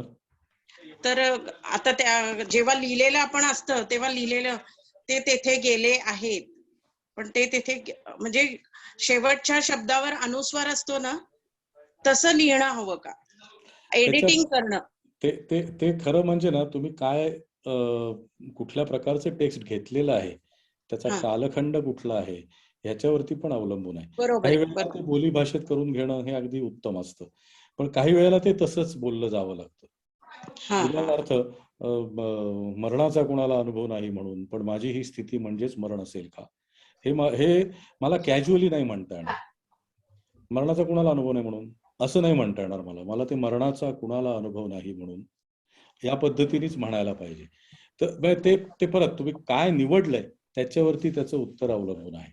आणि एडिट करताना भाषा बदलावी का, परत तो काय म्हणू, एका अर्थाने ज्याला आर्टिस्टिक फ्रीडम म्हणतो तसा तो भाग आहे, पण ते मिसफायरही होऊ शकतं हे लक्षात ठेवायचं. कारण लिहिणाऱ्याने काहीतरी एका विचाराने एक विशिष्ट भाषा वापरली असण्याची शक्यता असते. त्याला जर आपण छेद देणार असू तर कदाचित त्याच्यामुळे गोंधळ निर्माण होण्याची शक्यता असते. होतोच असं नाही. ओके, धन्यवाद. वैशाली गोस्वामी कुलकर्णी, त्यांनी हात वर केलाय. नमस्कार सर्वांना. करंबळेकर सर. नमस्कार. सगळे स्पर्धक. मला आता तो मुद्दा आला म्हणून विचारायचंय परवानगीच्या संदर्भामध्ये. अनेकदा असं होतं की हयात नसलेले लेखक जर असतील तर प्रकाशकही त्यांच्याकडून विशेष जुन्या पुस्तकांच्या बाबतीत दाद मिळत नाही, फोन उचलला नाही. अशा वेळेला आम्ही काय करायचं? त्यातला एक भाग असा आहे की 50 वर्षापेक्षा अधिक जुनं लिखाण असेल तर तो एक त्याच्या परवानगीच्या पलीकडे ते गेलेलं असतं. अदरवाईज जे पुस्तक आहे किंवा जे काही आहे त्याच्यामध्ये काही ना काही एक संपर्काचं दिलेलं असतं, प्रकाशकाशी संपर्क असतो, त्यांना विचारणे साधारणपणे सापडतं कोणी ना कोणीतरी. चालेल चालेल. म्हणजे अशी काही आणि अडचण आली त्यातली तर तांत्रिक गोष्ट डॉक्टर सांगू शकतील तुम्हाला स्पर्धेच्या अनुषंगाने. त्याच्यातला म्हणजे याच्या स्पर्धेच्या दृष्टिकोनातून विचार करायचा झाला तर आम्ही संस्थेला असं हमीपत्र द्यायला सांगतो जर तुम्हाला मिळतच नसेल परवानगी तर. आणि 50 वर्षापूर्वीचे आम्ही पण अपेक्षित नाही करत किंवा त्यांनी द्यायला पाहिजे असं. आणि त्या आधीचं जर काही असेल तर एक हमीपत्र द्यायला लागतं की काही याच्याबद्दल आम्ही प्रयत्न केला पण आम्हाला मिळाली नाही परवानगी आणि म्हणजे परवानगी मिळू शकली नाही तरी जर काही कायदेशीर याच्यामधून प्रश्न उभा राहिला तर तो आम्ही निस्तरू असं संस्थेनं लिहून द्यावं की संपलं. चालेल. सर ते हमीपत्र हमीपत्र जे आहे, सॉरी वैशालीताई बोला बोला बोला बोला. 50 वर्षापूर्वीचा प्रश्न नाही, पण नंतरचं जर प्रकाशकांशी म्हणजे फोन उचलला गेला नाही, संपर्क नाही होऊ शकला, आम्ही पूर्ण प्रयत्न करू. हो ना, पण मग संस्थेनं तसं हमीपत्र द्यायचं सोबत की पुरे आहे. Got it. थँक्यू. आणखी एक हमीपत्र वेगळं आपल्याला सांगितलेलं आहे की जे नवीन लिहितात, म्हणजे आता वैशालीताईंना बघतोय म्हणूनच हे अडचण येते आम्हाला हेही सांगण्याची की नवीन लेखक म्हणून जर तुम्ही हे लिहिलेलं असेल, या स्पर्धेसाठी म्हणून नवीन अभिवाचनाची स्क्रिप्ट लिहिलेली असेल तर एक वेगळं हमीपत्र तुम्हाला द्यायला लागतं की मी लिहिलेलं हे लिखाण कुठेही प्रकाशित झालेलं नाही आणि या स्पर्धेसाठी नव्यानं लिहिलेलं आहे. तर अंतिम फेरीमध्ये जे कुठले पोचतील नव्याने लिहिलेले स्क्रिप्ट त्याच्या लेखकाला पण आपण सर्वोत्कृष्ट लिखाणाचं पारितोषिक देतो, सर्वोत्कृष्ट लेखक पारितोषिक देतो. तर त्या पारितोषिकासाठी सुद्धा हमीपत्र असं द्यायला पाहिजे की आधी कुठेही हे लिखाण हे झालेलं नाही, प्रकाशित झालेलं नाही असं लिहून देणं, हमीपत्र देणं आवश्यक आहे. तर आता आपलं पहिलं जे फॉर्म भरायचं तारखेपर्यंत भरायचं आहे, मग हमीपत्र त्याच वेळेला पाहिजे का? हमीपत्र लेखकाचं परवानगी पत्र? हा नाही ते तेव्हा देणं आम्ही याच्यामध्ये लिहिताना लिहिलेलं आहे तेव्हा दिलं तरी चालेल किंवा मग व्हिडिओ ज्या वेळेला देणार त्यावेळेला तरी कमीत कमी ते म्हणजे 30 जानेवारीच्या आत आम्हाला हमीपत्र पोहोचलेलं पाहिजे. Okay okay. आणि स्क्रिप्ट पाठवायचंय सर तुम्हाला? स्क्रिप्ट पाठवणं नाही पाठवायचं आहे? नाही गरजेचं नाही ना? नाही ना? Okay okay. किंवा मग एक करू शकता तुम्ही, हे पाठवा, सॉफ्ट कॉपी पाठवा. हॅलो, मागच्या वर्षी सॉफ्ट कॉपी आणि पाठवलेली ना? पाठवले होते तेच कारण ते हे राहील आमच्याकडे, रेकॉर्डही राहील चांगलं, छान छान लिहिलेल्या गोष्टी आम्हाला जपायला आवडेल. मला आठवतं पाठवलेली. पाठवायची. नमस्कार सर, मी तन्मय भोळे बोलतो आहे नाशिक वरून. हॅलो. हा बोला. सर मला अशी एक शंका होती की अभिवाचनाच्या याच्यात जर एखादी कविता असेल आणि मध्यंतरी असे काही प्रयत्न झाले आहेत की मराठीमध्ये काही गझल ज्या आहेत किंवा त्याला मराठी म्हणता येणार नाही पण त्या गझलचा एक ओळ मराठी आणि दुसरी ओळ हिंदी एका शेरची, मग दुसऱ्या शेरची पण एक ओळ मराठी आणि दुसरी ओळ हिंदी, असे काही प्रयोग झाले होते. तर अशी जर कोणती गझल किंवा असा कोणता काव्य प्रकार आपल्याला घ्यायचा असेल तर तो परमिसिबल आहे की आपल्याला तो घेता येणार नाही, म्हणजे असं?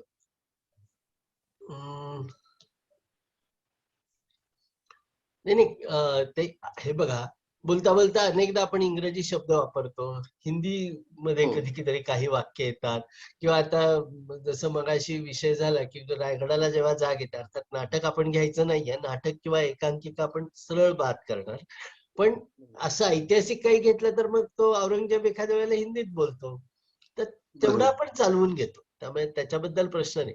पण फुल्ली हिंदीत स्क्रिप्ट तुम्ही केलं तर नाही चालणार. म्हणजे हिंदी कुठेतरी कविता पण नाही चालणार, पण अशा प्रकारचं चालेल मराठी हा हिंदी. हा असं मिक्स असेल चालू शकेल, त्यात काय अडचण नाही. धन्यवाद सर. हम्म.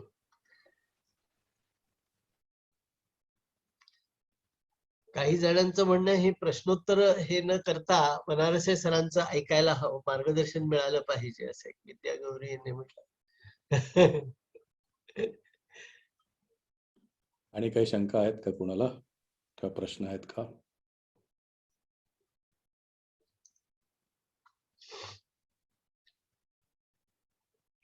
हे जेव्हा वाचिक अभिनय जेव्हा आपण करतो किंवा सामूहिक अभिवाचन असं जेव्हा करतो, तेव्हा एकमेकाशी ट्युनिंग याचं किती महत्व आहे? पूर्ण मी मगाशी जे बोललो ना, की त्या तुमचा एक आपापसामध्ये काही तुमचं घडतंय का नाही, हा ती जी कोण त्याच्यामध्ये वाचन करणारी मंडळी असतील ती एकमेकांचा कॉग्निझन्स घेतात का नाही. कारण नाहीतर प्रत्येक जण आपला झेंडा घेऊन उभा आहे असं तो दिसतो, आणि मग ते सगळं एकसंध कसं काय वाटायचं. ते हा. एकसंध वाटायसाठी त्यांचा आपापसात जोडलं जाणं जे आहे ते दिसायला हवं ना, ते कळायला हवं. ते जर कळलं नाही तर मला असं वाटतं की त्याच्यातली मजा जाते. त्याच्यातली ते कळणं महत्वाचं आहे, ते कळणं महत्वाचं आहे. हे मला आणखी एक वेगळं हे करायचं होतं, की जसं आपण गाणं दोघं तिघ जण मिळून त्यांचा स्वर एकमेकाशी जुळलेला असतो, तसा इथे सुद्धा त्या वाचकांचा एकाने वेगळ्याच ह्याच्यात बोललं, एकाने वेगळ्या ह्याच्यात बोललं, तर ते फार ऑड होत. तो वाचिक अभिनय जो आहे तो करत असताना त्याच्या प्रपोर्शनेटली ते परत असं आहे की हा. टेक्स्ट काय आहे हा. याच्यावरती ते अवलंबून आहे. म्हणजे एखाद्या वेळेला आपल्या समोरचं टेक्स्टच असं असतं की ते दोन आवाज आपल्याला दोन टोकाचे यायला हवेत, हा. ते राईट. खरंय. हा. तेव्हा ते तसं यायला पाहिजे. जेव्हा ते असं आहे की नाही तो एकातनं निघणारा दुसरा आवाज यायला पाहिजे, तेव्हा हा. ते तसं बोललं जायला पाहिजे. कारण ते प्रत्येक वेळेला बदलेल, स्क्रिप्ट प्रमाणे प्रत्येक टेक्स्ट प्रमाणे बदलेल. आणि मी जे सुरुवातीला सांगितलं ना की त्यातला सगळ्यात महत्वाचा भाग काय, की मी टेक्स्ट कुठलं निवडतो, मी हा. कुठलं गद्य निवडलं. आणि मी जे म्हटलं की ते मला आवडलेलं असायला पाहिजे ते यासाठी, कारण मग ह्या सगळ्या गोष्टी मला आपोआप सुचायला लागतात समजून घेता येतात. हा. की हे मला आवडलंय तर का आवडलंय. तर याच्यामध्ये ही दोन माणसं ज्या पद्धतीने बोलतात त्याची मला मजा येते. राईट. मी तुम्हाला एक उदाहरण देतो. एका याच्यामध्ये आम्ही तसं वापरलं होतं की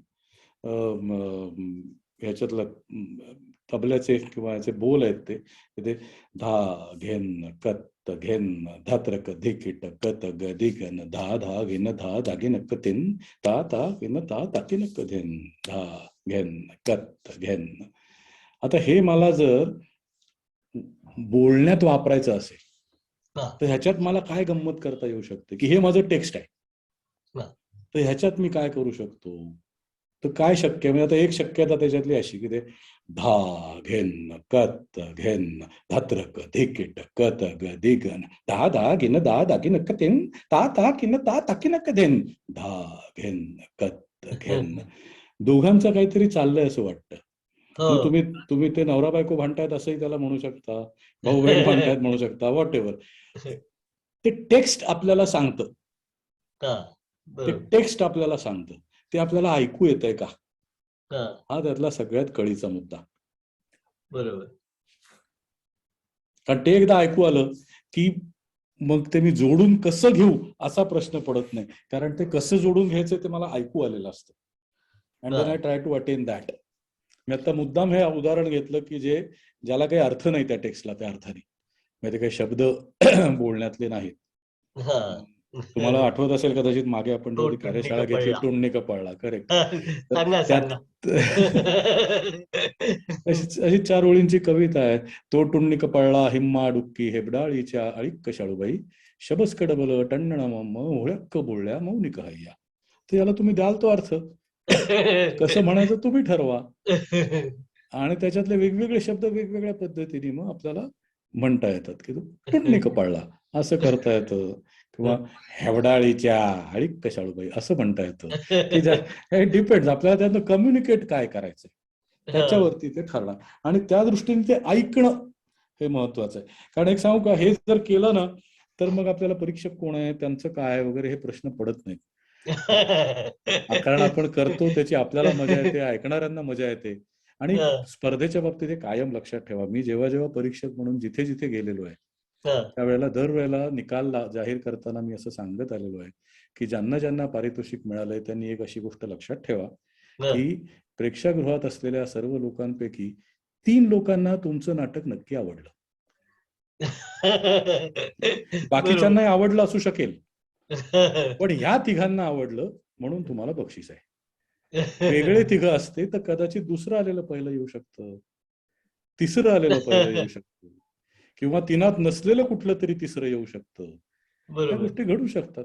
कारण कला याच्यामध्ये मार्क देता येत नाहीत. मग काही जणांनी विचारताना ऐकलं की याला मार्क कसे असतात, काय कसले मार्क?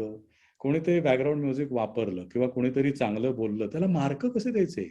मग कशाच्या जीवावर मी म्हणायचं की याला 10 पैकी 8 आणि याला 10 पैकी 6? एंड ऑफ द डे माझ्यापर्यंत काय पोचलं त्याच्यावरती मी ते वरखाली करतो, फक्त त्या मार्कांना अर्थ नसतो. मी असं म्हणतो की डॉक्टर करंबेळकरांचं मला नीट ऐकू आलं आणि प्रसाद वनरसेचं नीट ऐकू आलं नाही, त्यामुळे डॉक्टर करंबेळकरांना 1 मार्क जास्त. एवढंच घडू शकतं, ह्याच्या पलीकडे काही घडत नाही. आणि अभिवाचनामध्ये भाग घेताना ही गोष्ट कायम डोक्यामध्ये ठेवा की हा सगळा पसारा डॉक्टरांनी घातलाय, तो बक्षीस कोणाला मिळाले हा काय म्हणू बाय प्रॉडक्ट आहे, तो बाय प्रॉडक्ट आहे, कोणाला तरी दरवर्षी मिळणार. आणि त्याच्यावरती परत जे परीक्षक कोण आहेत त्याच्यावरती पण ते अवलंबून असणार. ह्याच्यामध्ये काही असं समजायचं कारण नाही की परीक्षक पार्शिलिटी केली वगैरे वगैरे, असं काही नसतं. परीक्षकांना बरे उद्योग असतात या स्पर्धांमध्ये पार्शिलिटी करण्यापेक्षा. पण आपण वाचताना काय केलं, आपलं वाचन झाल्यावर आपल्याला नक्की कळलेलं असतं आपण बरं वाचलंय, आपण उत्तम वाचलंय, आपलं त्या दिवशी जेवढं चांगलं झालं होतं प्रॅक्टिस मध्ये तेवढं झालं नाही, हे आपल्याला माहिती असतं, नीट माहिती असतं. ते लक्षात ठेवायचं. आपण ते सादर केल्यानंतर 4 लोकांना आनंद झाला का, मॅटर ओव्हर. स्पर्धेचं बक्षीस मिळालं तर ते ऍडिशनल मिळालेलं मोराचं पीस असं समजायचं. त्या पिसासाठी धावपळ करायचे कारण नाही. कारण त्या पिसासाठी आपण धावत राहिलो ना तर मग असे सगळे भलभलते प्रश्न पडत राहतील. 35ची 36 करता येतील का, किंवा आमचा अमुक अमक्या पद्धतीने आम्ही केलं तर त्याला मार्क आहेत का? Doesn't matter. तुम्ही भाग का घेताय? बक्षीस पाहिजे हा भाग झाला, पण तो बाय प्रॉडक्ट आहे. तुम्हाला काहीतरी सांगावं असं वाटत असेल तर तुम्ही भाग घेण्याला पॉइंट आहे ना. नाहीतर बक्षिसांची काय म्हणू कपाटं भरलेली असतात ना लोकांच्या घरात, आणि पलीकडच्या गल्लीत त्याला कोणी ओळखत नाही, त्याचा उपयोग काय? लक्षात येतं ना मी काय म्हणतोय? डिस्करेज करत नाही, पण स्पर्धेमध्ये भाग घेताना हा विचार आपल्या आतमध्ये असायला पाहिजे की माझ्या घरी अगदी समजा 100 पारितोषिकं मला मिळालेली आहेत, त्याचं काय करू मी? काय त्यांनी काय साध्य होतं, काय सिद्ध होतं? काही नाही, काही नाही.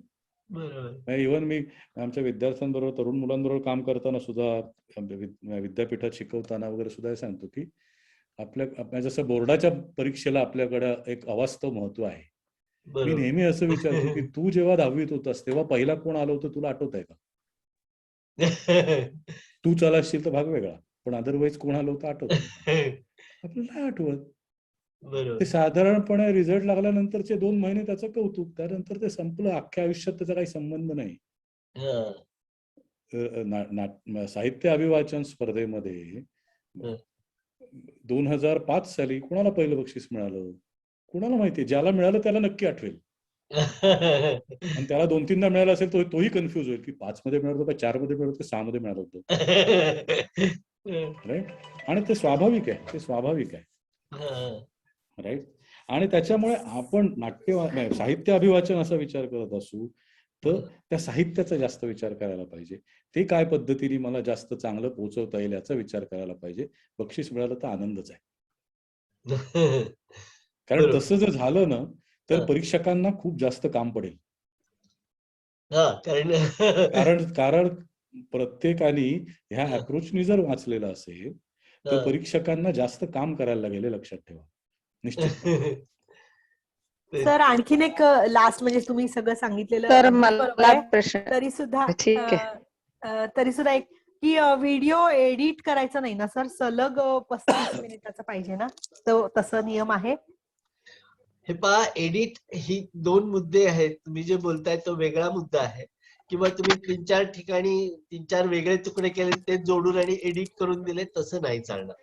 तो सिंगल टेक, एकाच वेळेला एकाच दमात केलेला असा सलग व्हिडिओ आम्हाला पाहिजे. हा एक मुद्दा. दुसरा मुद्दा, एडिट म्हणजे तुम्ही जर का तुमचं स्क्रिप्ट 45 मिनिटाचं असेल तर ते 25 ते 35 मिनिटात कसं बसेल हे बघण्यासाठी तुम्ही स्क्रिप्ट एडिट करा आणि मग तो व्हिडिओ करा. एडिट हा शब्द 2 वेळाला वापरला गेलाय, त्याचा अर्थ मी जरा परत एकदा अंडरलाईन केला, एवढंच. आणखी एक मुद्दा, मगाशी जे बोलणं झालं, एक जण म्हणाले की नाही ह्याच्यात बघूनच वाचलं पाहिजे असं त्यांना कुठल्या परीक्षकांनी सांगितलं. अर्थात ते काही योग्य नाहीच आहे, कारण समोरच्या लोकांना इन्व्हॉल्व केलं पाहिजे.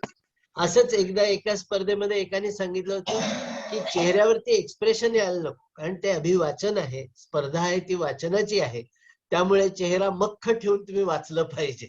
असंही नाही, त्या सेंटिमेंट्स ज्या काय आहेत तुमच्या चेहऱ्यावर आल्या पाहिजे. तुम्ही उभं राहून काही अभिनय करायचा नाहीये किंवा इतर काही करायचं नाहीये, पण बसल्या बसल्या ज्या ज्या गोष्टी होऊ शकतात, मग अशी जसं फाईल हे होऊ शकते, आपटली जाऊ शकते, किंवा अशा छोट्या छोट्या गोष्टी ज्या आहेत त्या अभिनयामध्ये आल्याच पाहिजे, चेहऱ्यावर एक्सप्रेशन्स आलेच पाहिजे.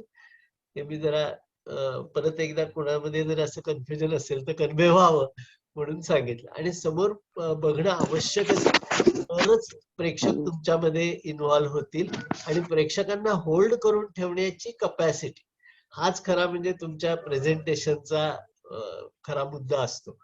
तेवढं त्यांना ऐकत राहावं असं वाटणं, बघत राहावं असं वाटणं, या दोन्ही गोष्टी एकत्र आहेत.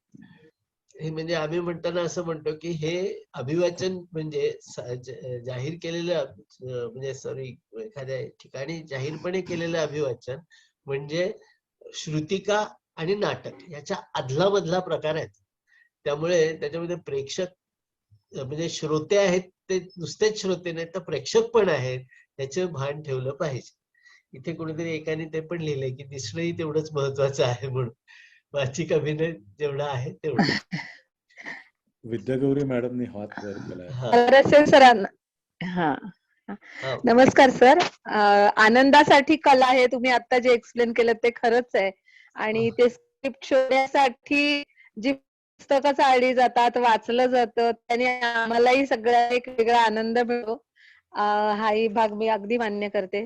मला तर तुम्हाला असा एक प्रश्न विचारायचा आहे की जेव्हा स्क्रिप्ट मध्ये अभिवाचनाच्या संवाद असतात, म्हणजे एक प्लेन काहीतरी असतं आणि संवाद सुरू होतात, तर ते संवाद सुरू होताना नॉर्मल प्लेन वाचनातून संवादामध्ये स्विच होताना कोणती काळजी घेतली पाहिजे, एक. आणि दुसरं म्हणजे ते जे संवाद ज्या पद्धतीचे आहेत, तर ते मंचावरती बोलताना मला वेगळ्या पद्धतीने बोलायला लागतील, किंवा रेडिओवरती बोलताना फक्त आवाजाच्याच माध्यमातून पोचवायचे तर वेगळ्या पद्धतीने पिच व्हेरी होईल. तर अभिवाचनामध्ये त्या संवादांचा पिच कसा असावा आणि ते स्विच होणं जे असतं प्लेन वाचनातून संवादांमध्ये, तर ते करताना कुठली काळजी घेतली पाहिजे? त्याच्यामध्ये एक अगदी साधी गोष्ट अशी लक्षात ठेवायची की जेव्हा एखादी गोष्ट नुसती सांगतो आहोत इन्फॉर्मेशन सारखी, तिथून जेव्हा आपण संवादाच्या दिशेने जातो तेव्हा त्याच्यात होणारा महत्वाचा फरक कुठला, तर पूर्वार्ध जो आहे तो तुम्ही नुसता सांगता आहात आणि नंतरच्या भागात तुम्ही कुणाशी तरी बोलता आहात, सांगता आहात, राईट. हा त्याच्यातला महत्वाचा फरक आहे की ते दोघं जण टेकडी चढत होते. टेकडी चढून दोघांनाही चांगल्यापैकी दम लागला होता. शेवटी एकदाचे दोघे जण टेकडीवर पोहोचले. पोहोचल्यावर अजय म्हणाला, आणि त्याचं वाक्य आहे तिथे, अजय म्हणालापर्यंत ते सलग बोलता येऊ शकतं, आणि त्याच्यानंतर आधी जे तो वाक्यात आलंय की ते दमलेत, त्या दमल्याचा कॉग्निझन्स घेऊन मला पुढचं वाक्य बोलायला पाहिजे, तर तो फरक लक्षात येईल, राईट. हे मी अगदी क्रूड उदाहरण देतोय. तुमचं जी कुठली संहिता असेल त्याच्यात ते या पद्धतीने बघायला पाहिजे की माझ्या संहितेमध्ये कुठल्या पॉइंटला संवाद येतो, त्याच्या अलीकडे काय झालंय, आणि त्यामध्ये मला बदल करायचा असेल तो काय पद्धतीने करायला पाहिजे. कारण त्याला एक उत्तर नाही, ते अशा पद्धतीने करा असं नाहीये ते. पण त्याच्यामध्ये हा मुख्य विचार करायला पाहिजे की त्याच्या आधीचा जो काही गद्य भाग आहे, जे काही टेक्स्ट आहे, ते जर केवळ इन्फॉर्मेटिव्ह असेल तर तिथून इमोशनलच्या दिशेने जाताना त्याच्या बोलण्यात काय होणार आहे, त्या पात्राच्या, मी कसं बोलू हे नाही, ते पात्र कसं बोलणार आहे. कारण त्याच्या आधीचं जे आहे ते मी बोलतोय, आणि ज्या क्षणी ते पात्र बोलायला लागणार आहे त्या क्षणी मी ते पात्र म्हणून बोलणार आहे. तर ते पात्र कसं बोलायला हवंय मला, ह्याचा मला विचार करायला पाहिजे. सर एक प्रश्न छोटासा आहे की मध्ये समजा काही असे शब्द असेल की एखाद दोन शिव्यांचा वापर आहे, त्या स्क्रिप्टची गरज म्हणून लेखकाने लिहिलेल्या आहेत, तर त्या आल्या किंवा टाळल्या तर त्याचा काही इम्पॅक्ट स्पर्धेवरती होऊ शकतो का, किंवा काय करावं त्या वेळेला? मूळ स्क्रिप्ट मध्ये जे शब्द आहेत ते घ्यावे का ते टाळावेत? परत त्याच्यामध्ये कसं, परत स्पर्धेच्या बाबतीत डॉक्टर बोलतील, पण आपल्या हातात असलेली संहिता जी आहे, आपल्या हातात जे टेक्स्ट आहे त्याच्यामध्ये जे आहे ते वाचायचं, त्याच्या सकट मला आवडलंय ना, त्यामुळे मग मी ते बाजूला कसं काढणार.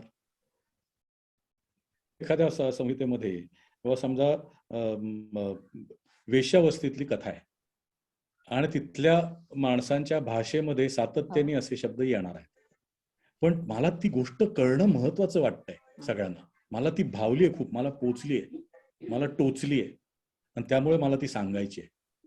मग ते वातावरण उभं करण्यासाठी त्याच्यात वापरलेले शब्द मला वापरायला पाहिजेत. त्याच्यामध्ये माझा व्यक्तिगत सभ्यपणामध्ये येत असेल तर त्याचा उपयोग नाही. Okay okay, thank you sir, thank you. मला तेच वाटतं, जसं नाटकाच्या वेळेला आपण त्या व्यक्तीचा इतर जणांशी असलेला संबंध, या सगळ्याचा असा एक अभ्यास करून त्याचं एक व्यक्तिमत्व मनाशी तयार होतं आपल्या मनात पात्र करत असताना, तसंच अभिवाचन करत असतानाही ते कथानक समजून घेऊन त्याप्रमाणे ते येणार. पण मला एक हे वाटतं, एक काळजी निश्चित घ्यावी की राजकीय प्रकारचं काहीतरी एक स्टेटमेंट करणारं किंवा धार्मिक भावना कुठे दुखावणारं किंवा असल्या गोष्टी मात्र आपण घेऊ नये असं मला वाटतं. जे हे करायचं ते थेट असावं, त्याच्याबद्दल ना नाही. जसं वनरसे सरांनी म्हटलं की याच्यातलं वेश्यावस्तीतलं एखादं कथानक असेल तर ते तिथे त्या पद्धतीनं ते येणार, त्याच्याबद्दल ना नाही. पण मुद्दामच काही गोष्टी ऑब्जेक्शनेबल होतील किंवा एका टोकाचं एखाद्या गोष्टीचं काहीतरी हे करणार असं त्याच्यामध्ये येऊ नये, उगाच याच्यामध्ये राजकारण येऊ नये अशी मात्र काळजी घ्यावी. महेश सोनवणे यांनी विचारलंय, कथेचे अभिवाचन करताना जर कथेतील पात्रे स्वगत सांगत कथेचं अभिवाचन करत असतील तर हा प्रकार साहित्य अभिवाचनात समाविष्ट होतो काय? ती कथा असेल तो होतो, संपलं. त्या कथेची शैली तशी आहे एवढंच, पण ती कथा आहे, संपलं.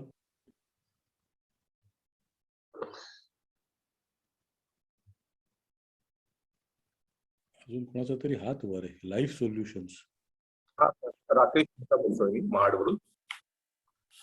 हा सर नमस्कार, माझा आवाज येतोय ना? हा आता येतोय.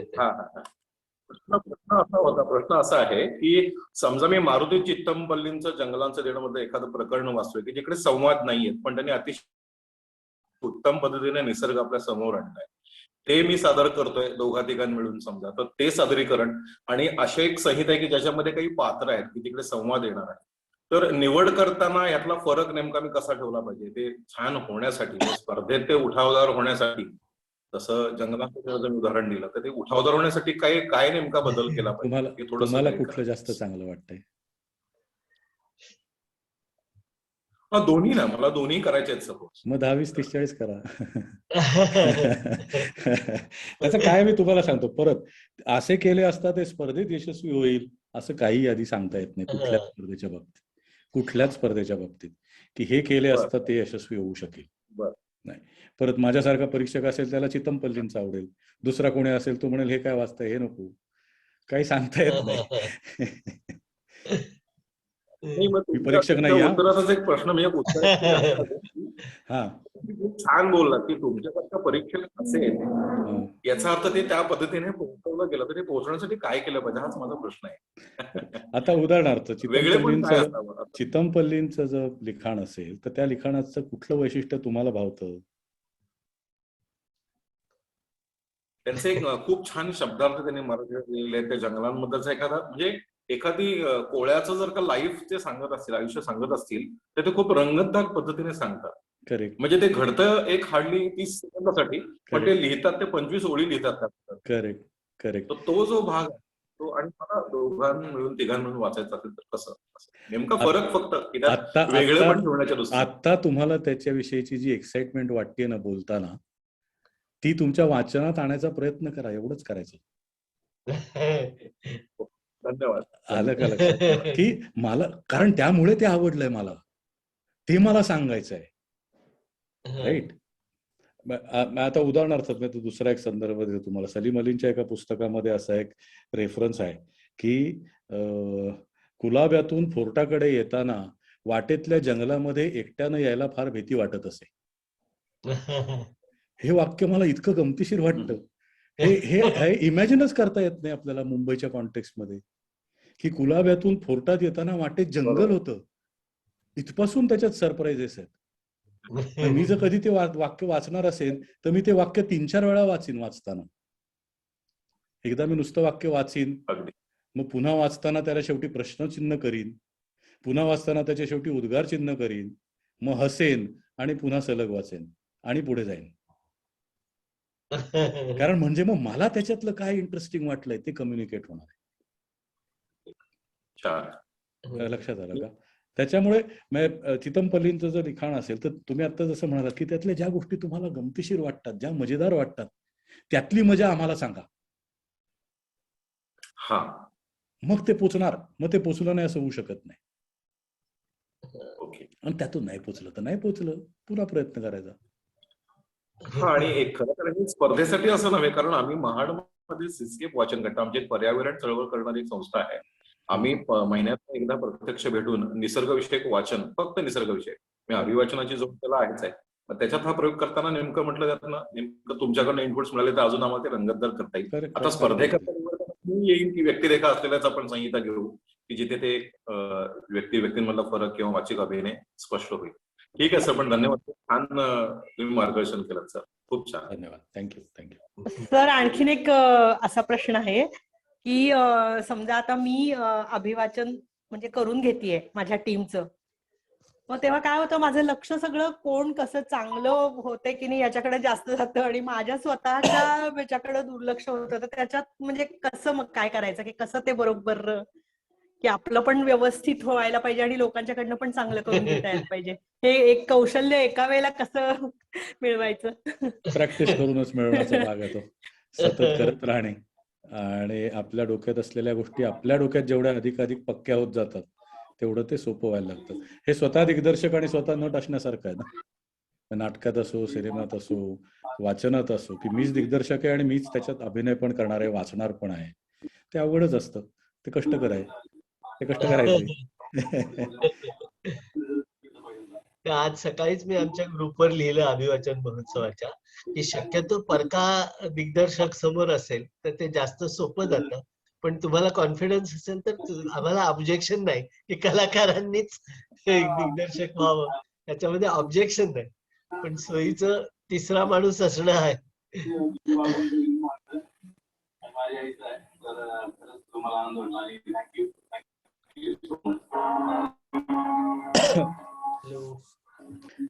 थांबूया. कुणाला काही बोलायचंय? हो सर. हा बोला. सर मला बोलायचंय. हा, मी संध्या कुलकर्णी बोलते. कथेमध्ये जर काही लहान मुलांच्या तोंडचे संवाद असतील तर लहान मुलांनी प्रत्यक्ष तिथे वाचन केलं तर चालणार आहे का? तशा अर्थानं आपण स्पर्धा म्हणतो ती मोठ्या माणसांची स्पर्धा म्हणूनच आहे. म्हणजे ऍडल्ट कमीत कमी 16+ असलेल्या लोकांनी त्याच्यात सहभागी व्हावं असं अपेक्षित आहे. पण आता तुमच्या आई वडील आणि मुलगा असं एखादी संहिता असेल, त्याच्यात एखादा मुलगा आला तर आम्ही ते चालवून घेतो, त्याला ना नाही. पण मुलांचे संवाद आहेत म्हणून मुलांनी म्हणायचे असं आवश्यक नाही. अच्छा, नाही, खुली अभिवाचन स्पर्धा आहे ना आपली, म्हणून मी विचारलं खरं. खुली जरी असली तरी आपल्याला इथे सगळे ऍडल्ट अपेक्षित आहेत, 16+ किमान.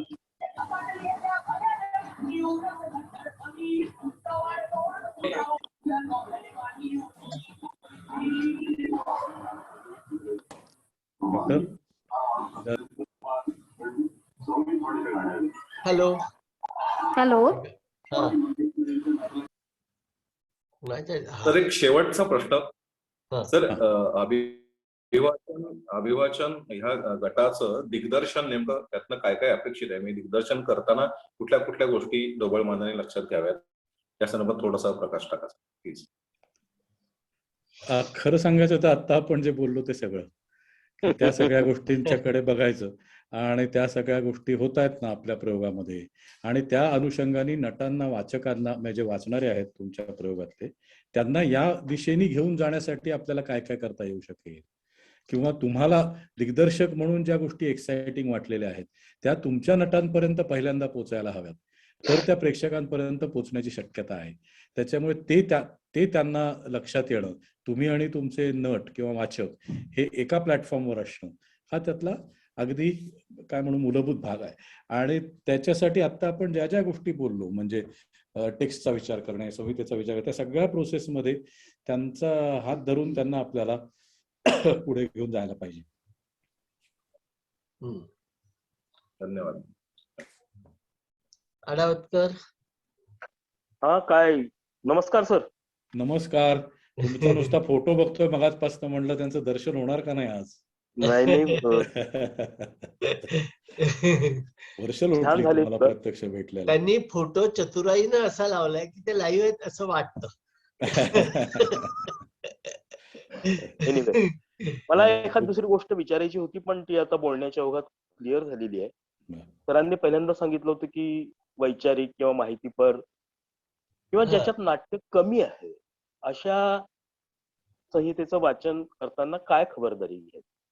पण आता ते राकेशनी काय चितमपल्लीचं जे उदाहरण दिलं त्याचं थोडंसं उत्तर आलेलं आहे, पण अजून सविस्तर सांगितलं की त्याच्यामध्ये एक असं लक्षात ठेवायचं की जेव्हा आपल्याला एखादं माहितीपर गद्य किंवा वैचारिक गद्य आवडलेलं असतं ना, तेव्हा त्याच्यामध्ये काही ना काहीतरी ड्रामा असतो. तो ड्रामा म्हणून लिहिलेलं नसतं, पण ते जे काही लिहिलेलं असतं त्याच्यामध्ये काहीतरी एक गंमत असते ज्यामुळे त्याने आपल्याला आकर्षित केलेलं असतं. उदाहरणार्थ तुम्हाला तर मी गंमत सांगतो. मी एक डार्विन नावाचा एक नाट्यप्रयोग आम्ही गेल्या वर्षी केला. त्याचा सोलो परफॉर्मन्स तो मी करतो. त्याचं लिखाण जे झालं त्याची सुरुवात एका वाक्यापासून झाली. बोलता बोलता ते जिने लिहिलं, माझी पत्नी मृणाल, ती मला एकदा बोलताना असं सांगत होती की माणूस हा माकडापासून झाला असं डार्विनने म्हटलेलंच नाही. आणि मला असं झालं म्हणजे आणि मला असं झालं की हे मी कधीच ऐकलं नाही याच्या आधी, हे काय आहे.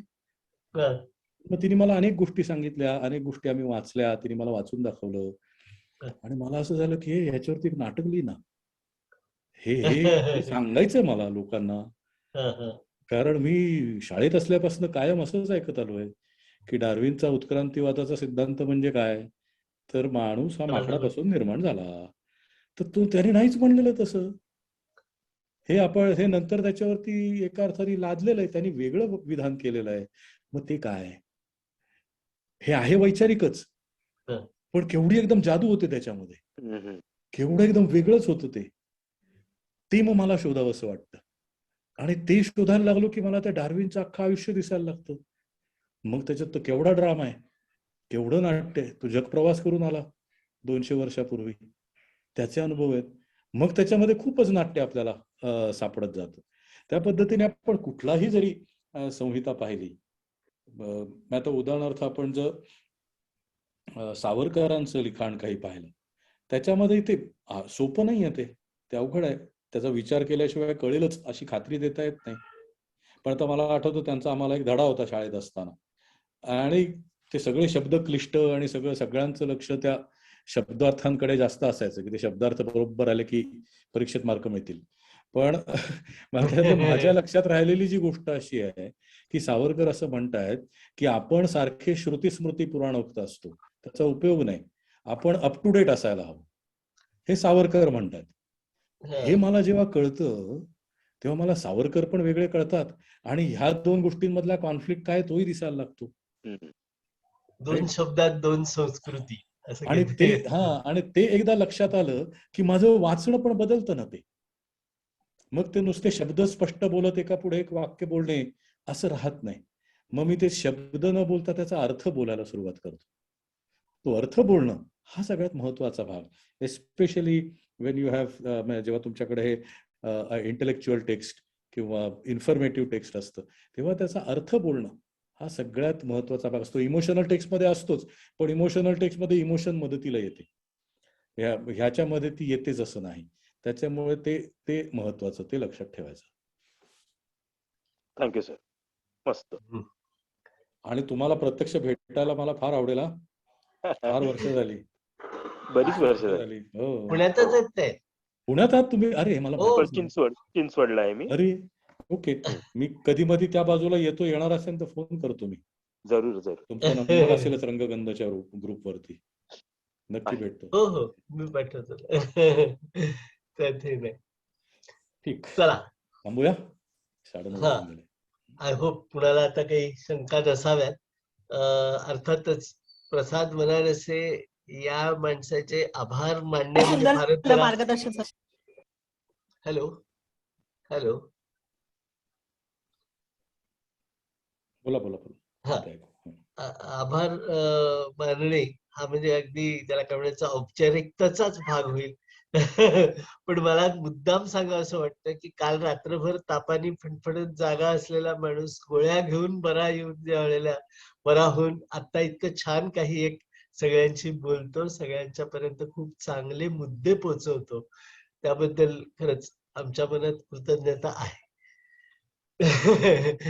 आणि इतर सगळ्यांसाठी महत्वाचं म्हणजे जे कोण आले नाहीत आणि त्यांना हे ऐकायचं असेल, उद्या आमच्या YouTube चॅनलवर हे सगळं आम्ही अपलोड करणार आहोत, तिथे तुम्हाला बघता येईलच.